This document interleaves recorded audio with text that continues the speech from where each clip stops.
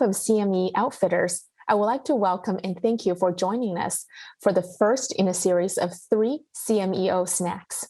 Our first CMEO snack is titled, Why New Treatments Are Needed for the Management of Psoriasis. The CMEO snack series is supported by an educational grant from Bristol Myers Squibb Company. I'm Dr. April Armstrong, Professor of Dermatology and Associate Dean for Clinical Research at the University of Southern California. I also direct the psoriasis program in the Department of Dermatology. Joining me today is Dr. Melinda Gooderham. Dr. Gooderham is the Medical Director at Skin Center for Dermatology and an Assistant Professor of Medicine at Queen's University. She is also Consultant Physician at Peterborough Regional Health Center in Ontario, Canada. Welcome, Melinda. Thanks, April. In addition to CME CE credit, today's activity is eligible for ABIM MOC points. Once you complete the activity, provide your ABIM ID and birth date when completing the evaluation. CME Outfitters will submit your MOC points. You can also claim this activity as a CME for MIPS improvement activity. In this 3-part series, we're excited to focus our presentation on some of the new data presented recently at the AAD VMX. Our learning objective for this CMEO snack is to address the burden of disease and unmet treatment needs in the management of psoriasis. So let's get started. As we know, the burden of disease in patients with psoriasis is well established. In fact, over 66% of patients report that they suffer in terms of engagement in normal social activities as a result of having psoriasis. About half of the patients oftentimes feel discrimination in the workplace, at school, as well as feeling socially distanced from other people as a result of having their psoriasis. Psoriasis affects their ability to swim as well as other exercise and activities. So as we can see, psoriasis has a tremendous impact on patients' quality of life.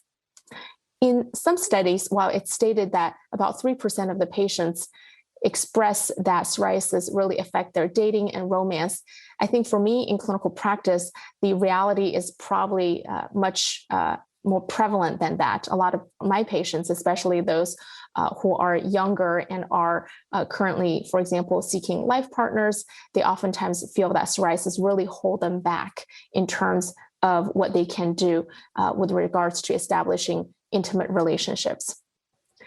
Now, knowing that, Melinda, it would seem natural that more severe disease that a patient has, the more burden is associated with the disease. And what are your thoughts on that? So actually, at the AAD VMX this year, there was some new data out about the burden of psoriasis, looking at the Corona registry, which is a wealth of information. And so what they did is they looked at special areas of psoriasis in patients with mild to moderate disease versus severe disease based on the BSA. So if you consider those with mild to moderate psoriasis as a BSA of 10 or less versus severe psoriasis, which is a BSA of 10 or greater, you can see that the proportion of patients affected in these special sites, such as scalp, nails, palmoplantar, or genitals, was actually the same. So the same proportion of patients, whether it was mild to moderate or severe, had involvement of these special areas. And we know that these special areas come along with some extra burden for patients with psoriasis.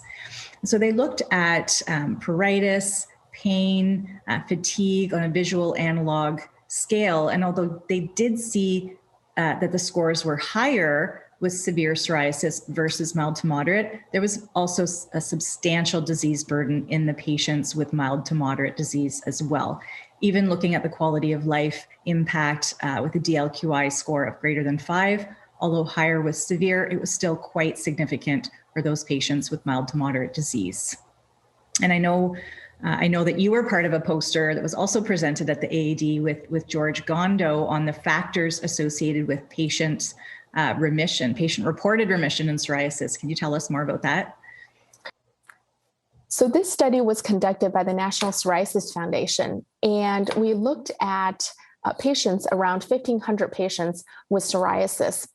And among those patients with psoriasis, about 40% of them report a BSA of 3% or less. And also at baseline, about 50% of them had used biologic in the past 12 months. And what we did was that those reporting 3% BSA or less were asked whether they felt their psoriasis was in remission. And then we looked at the factors that were associated with their perception of remission. So what we found was that of those who thought they were in remission, about half of them, over half of them, reported no impact in terms of their quality of life from psoriasis.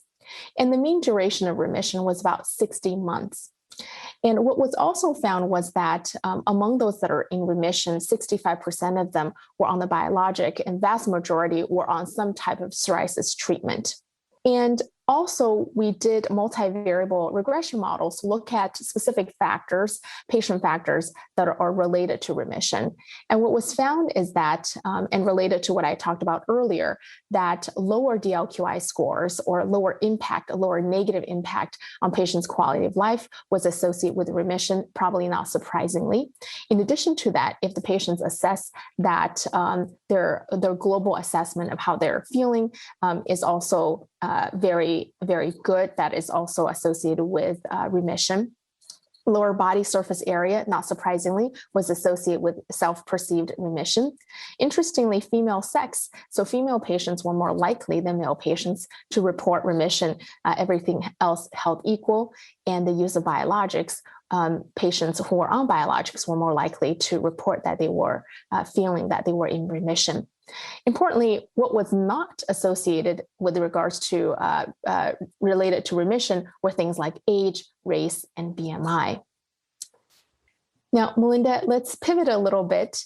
In part 2 and 3 of this series, we're going to focus on patients with moderate to severe psoriasis. But sometimes there's a group of our patients whose moderate disease is beyond topical steroids, but they may not yet be ready for systemic treatment. What is new for these patients? That's a great question. It's such a rich pipeline of new products that are coming for our patients. And there's actually some new non-steroidal topicals that are looking very promising.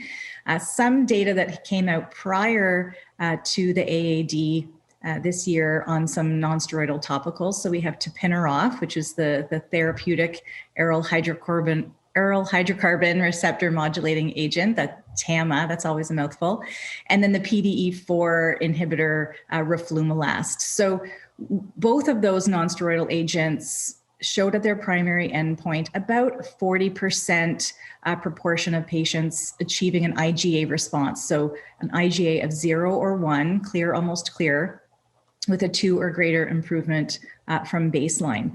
So what we learned this year at the AAD was a little more about the patient's perspective, looking at PROs. So the Soaring 1 and 2, looking at tapinarof 1% cream once daily, we saw there was improvement in the 4-point improvement of the peak pruritus NRS from baseline to week 12. So about 2/3 of patients were able to reach that point of a 4-point improvement in the PPNRS. And we saw separation from the vehicle as early as week 2, which was the first time point measured. So improvement in itch with tapinarof.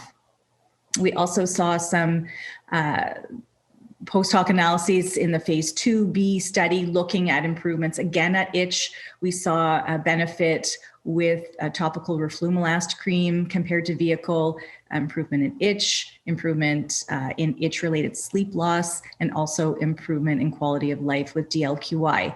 So not only are these non-steroidal agents meeting the efficacy targets of the primary endpoint with about 40% IGA response rate, we're also seeing benefit in itch-related sleep loss, and quality of life. Great. Thank you for that wonderful summary. And let's continue that summary with our audience with our SMART goals to summarize this session. And I love SMART goals. They are specific, measurable, attainable, relevant, and timely. And so that is what we hope that audience will take away from this presentation to apply to your practice. And number 1 is we'll continue to appreciate how the burden of psoriasis affect patients' quality of life and negatively impact their participation in social and professional activities. We also learn to recognize that disease severity, may not always drive disease burden. Finally, we'll also learn to evaluate factors that are associated with patient perspectives on disease burden. As I mentioned, this is the first in a 3-part series on psoriasis.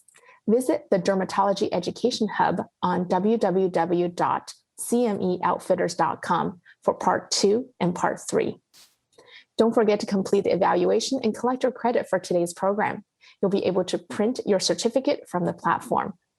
Thank you very much, Melinda, and our audience for joining me today.